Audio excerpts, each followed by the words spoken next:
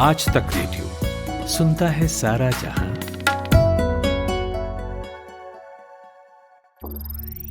ज्ञान ध्यान।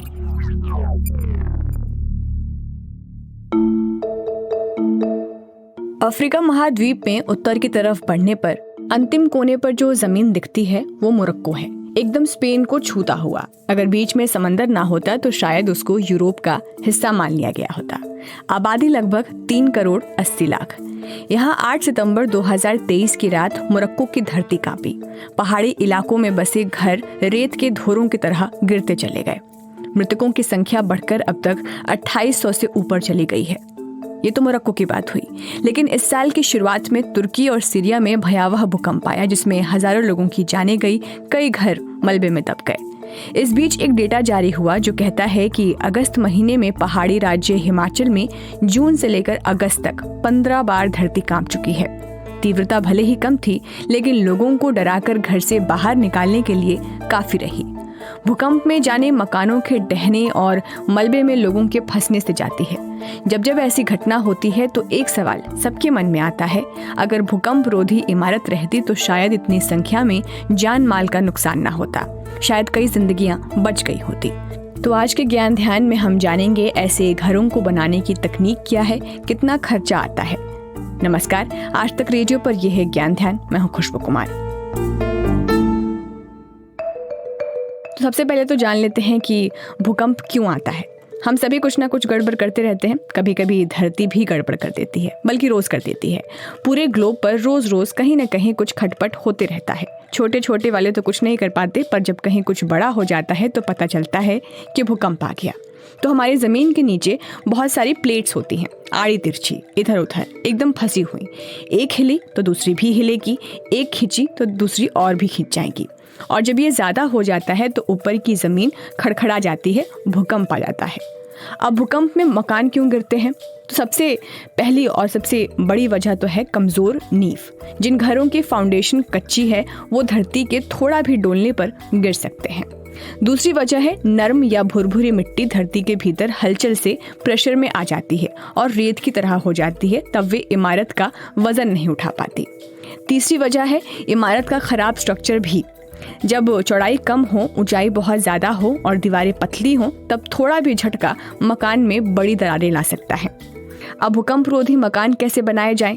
तो इसके कुछ छोटे मोटे नियम हैं। सबसे पहले मिट्टी की जांच होती है। इसी आधार पर तय होगा कि किस जगह कितने मंजिल का घर बन सकेगा। दूसरा रूल ये कहता है कि मकान की चौड़ाई से 3 गुनी से ज्यादा ऊंचाई किसी हाल में नहीं होनी चाहिए। स्ट्रक्चर को लेकर कई छोटे मोटे नियम हैं, लेकिन एक और बात जो सबसे जरूरी है, जो मकान को भूकंप और साइक्लोन में पक्कापन देती है, इसे रेट्रोफिटिंग कहते हैं। आसान ढंग से समझे तो रेट्रोफिट यानी ओरिजिनल स्ट्रक्चर में कुछ ऐसा बदलाव लाना जो पहले नहीं था। ये कमी को दूर करता है और ये बने बनाए मकान को कम छेड़छाड़ के साथ मजबूती देता है। अब आपका सवाल होगा कि क्या इस दौरान घर भी खाली कराना होता है? तो ये इस बात पर तय करता है कि पहली बार इमारत बनवाते हुए कितने रूल माने गए होंगे। अगर बिल्डिंग 4 मंजिल तक ही है और काम टुकड़ों टुकड़ों में हुआ हो तो घर खाली करना जरूरी नहीं। इसमें कुछ हिस्से में काम चलेगा और बाकी में लोग रह जाएंगे। अगर इमारत गलत ढंग से बनी हो तो उसमें सुधार नहीं हो सकता, गिराना ही अकेला विकल्प है। एक और तरीका है जिसे बेस आइसोलेशन सिस्टम कहते हैं।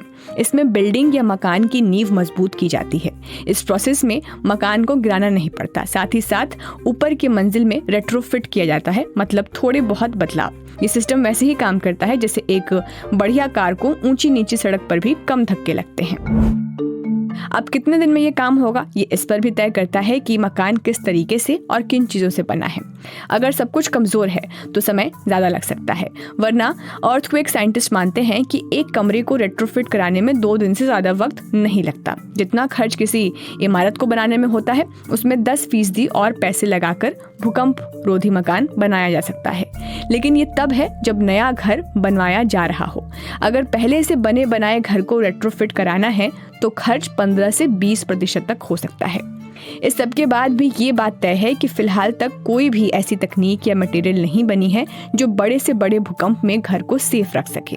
हाँ, इतना जरूर है कि रेट्रोफिटिंग के बाद औसत तीव्रता में घर के ताश के पत्तों की तरह ढहने का डर जो है वो खत्म हो जाता है।